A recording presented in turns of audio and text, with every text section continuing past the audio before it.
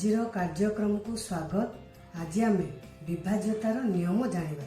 ଆମେମାନେ ଜାଣିଛନ୍ତି କୌଣସି ଗୋଟିଏ ସଂଖ୍ୟାକୁ ଅନ୍ୟ ଗୋଟିଏ ସଂଖ୍ୟାରେ ଭାଗ କଲେ ଏକ ଭାଗଫଳ ମିଳେ ଏବଂ କେତେକ କ୍ଷେତ୍ରରେ ଭାଗଶେଷ ରହେ ଏବଂ ଅନ୍ୟ କେତେକ କ୍ଷେତ୍ରରେ ଭାଗଶେଷ ରହେ ନାହିଁ।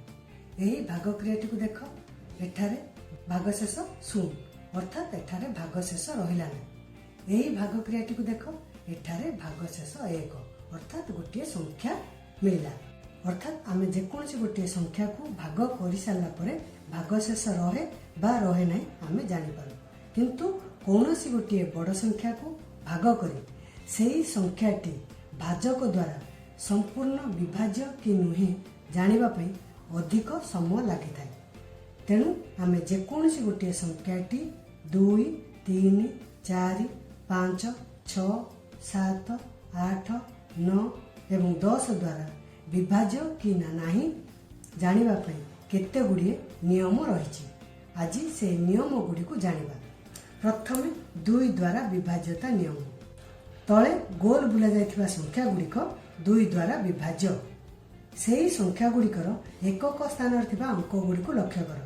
0, 2, 4, 6 ଏବଂ 8 ଅଛି।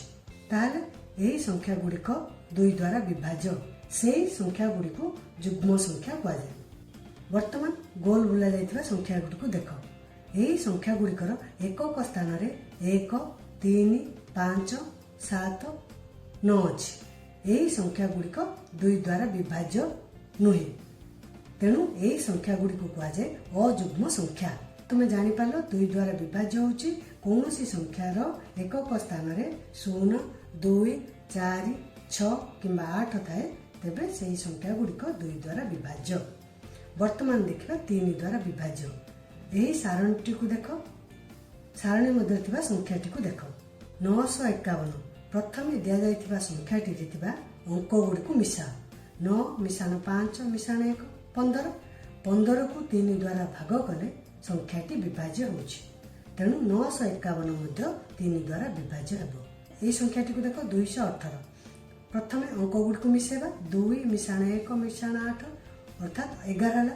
11 3 ଦ୍ୱାରା ବିଭାଜ୍ୟ ନୁହେଁ। ତେଣୁ 218 ସଂଖ୍ୟାଟି 3 ଦ୍ୱାରା ବିଭାଜ୍ୟ ହେବ ନାହିଁ। ଏଥିରୁ ଆମେ ଜାଣିଲେ ଯେଉଁ ସଂଖ୍ୟାର ଅଙ୍କମାନଙ୍କର ସମଷ୍ଟି 3 ଦ୍ୱାରା ବିଭାଜ୍ୟ ହେବ ସେହି ସଂଖ୍ୟାଟି 3 ଦ୍ୱାରା ବିଭାଜ୍ୟ ହେବ। 4 ଦ୍ୱାରା ବିଭାଜ୍ୟତା ନିୟମ। ଏହି ସଂଖ୍ୟାଟିକୁ ଦେଖ 120। 120ର ଦଶକ ଓ ଏକକ ସ୍ଥାନ ଦ୍ୱାରା ଗଠିତ ସଂଖ୍ୟାଟି କେତେ? 20। ପ୍ରଥମେ 20କୁ ଆମେ 4ରେ ଭାଗ କରିବା। କଲେ କେତେ ଆସିବ? 5 ଅର୍ଥାତ୍ 20 ସଂଖ୍ୟାଟି 4 ଦ୍ୱାରା ବିଭାଜ୍ୟ। ତେଣୁ 120 ସଂଖ୍ୟାଟି ମଧ୍ୟ 4 ଦ୍ୱାରା ବିଭାଜ୍ୟ ହେବ। ବର୍ତ୍ତମାନ ଦେଖ 318। 318ର ଦଶକ ଓ ଏକକ ସ୍ଥାନ ଦ୍ୱାରା ଗଠିତ ସଂଖ୍ୟାଟି କେତେ? 18। 18 4 ଦ୍ୱାରା ବିଭାଜ୍ୟ ନୁହେଁ। ତେଣୁ 318 ମଧ୍ୟ 4 ଦ୍ୱାରା ବିଭାଜ୍ୟ ହେବ ନାହିଁ। ତାହେଲେ ଆମେ ଜାଣିଲେ କୌଣସି ଗୋଟିଏ ସଂଖ୍ୟାର ଦଶକ ଓ ଏକକ ସ୍ଥାନ ଦ୍ୱାରା ଗଠିତ ସଂଖ୍ୟାଟି 4 ଦ୍ୱାରା ବିଭାଜ୍ୟ ହେଲେ ସଂଖ୍ୟାଟି 4 ଦ୍ୱାରା ବିଭାଜ୍ୟ ହେବ। 5 ଦ୍ୱାରା ବିଭାଜ୍ୟତା ନିୟମ। ଗୋଲ ବୁଲା ଯାଇଥିବା ସଂଖ୍ୟା ଗୁଡ଼ିକ ହେଉଛି 5 ଦ୍ୱାରା ବିଭାଜ୍ୟ। ସେହି ସଂଖ୍ୟା ଗୁଡ଼ିକର ଏକକ ସ୍ଥାନରେ ଥିବା ଅଙ୍କ ଗୁଡ଼ିକୁ ଦେଖ। ପ୍ରତ୍ୟେକ ସଂଖ୍ୟାର ଏକକ ସ୍ଥାନରେ 0 କିମ୍ବା 5 ଅଛି।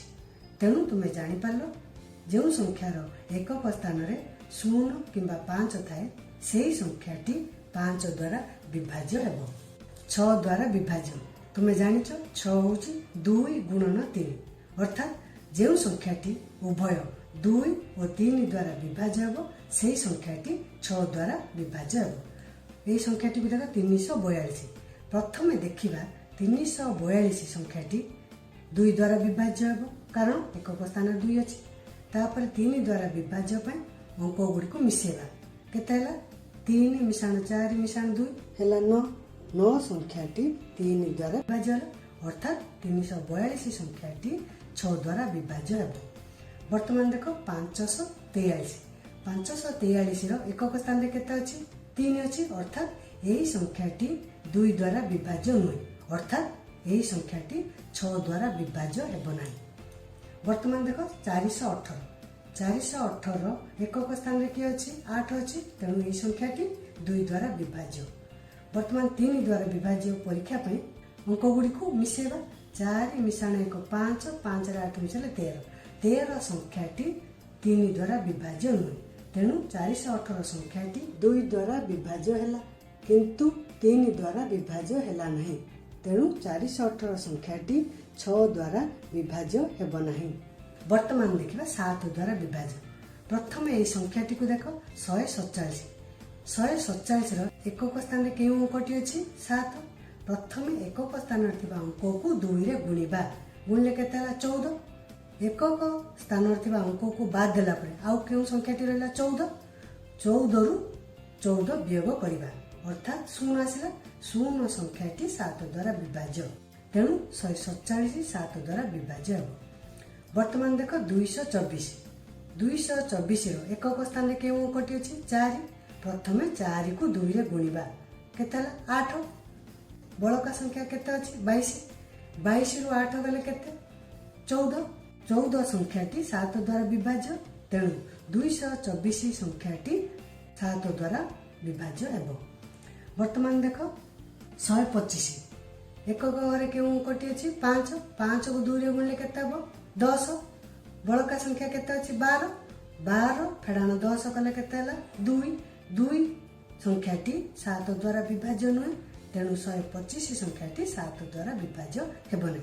ताले एथुर हम कोन जानले दिया जायतिबा संख्यार एकक स्थान रे थिबा अंक रे 2 गुणिबा बळका संख्यारू वियोग कले जदि संख्याटी 7 द्वारा विभाज्य हेब तेबे सेही संख्याटी 7 द्वारा विभाज्य हेब।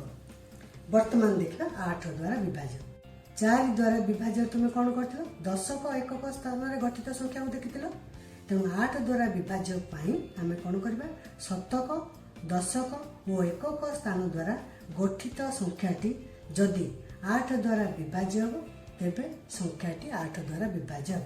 वर्तमान देखो 1808 शतक दशक और एकक स्थान द्वारा गठित संख्याटी केते 808 8 द्वारा विभाज्य तेणु 1808 मध्य 8 द्वारा विभाज्य हेबो।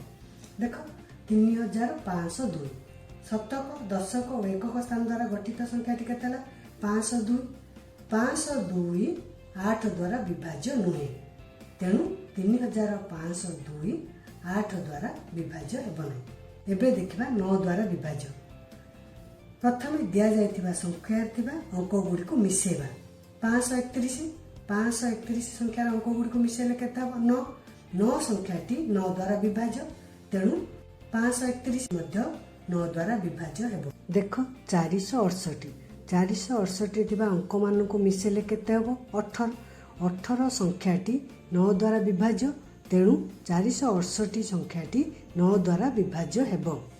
देख 731 रो अंक गुडी को मिसेले केते हबो 11 संख्याटी 9 द्वारा विभाज्य नुहे तेणु 731 9 द्वारा विभाज्य हेब नहीं। दिया जायतिबा संख्या थिबा अंक गुडी को मिसेबा परे जदि सेही संख्याटी 9 द्वारा विभाज्य हबो तेबे संख्याटी 9 द्वारा विभाज्य हबो। 10 द्वारा विभाज्य ता नियम। वर्तमान गोल बुला जायतिबा संख्या गुडी को देखो एही संख्या गुडी को 10 द्वारा विभाज्य सेही संख्या गुड़िकर एकक स्थान थिबा अंक गुड़ी को देख प्रत्येक संख्यार एकक स्थान रे शून्य अछि तेणु सेही संख्या गुड़िक 10 द्वारा विभाज्य। ताले एथिरो आमे जानिले जेउ संख्यार एकक स्थान रे शून्य थाए सेही संख्याटी 10 द्वारा विभाज्य हेबो। प्रथम भाग रे तुमे 2 ठारू 10 पर्यंत विभाज्यता नियम जानिलो द्वितीय भाग रे 11 ठारू 20 पर्यंत विभाज्यता नियम जानिबा।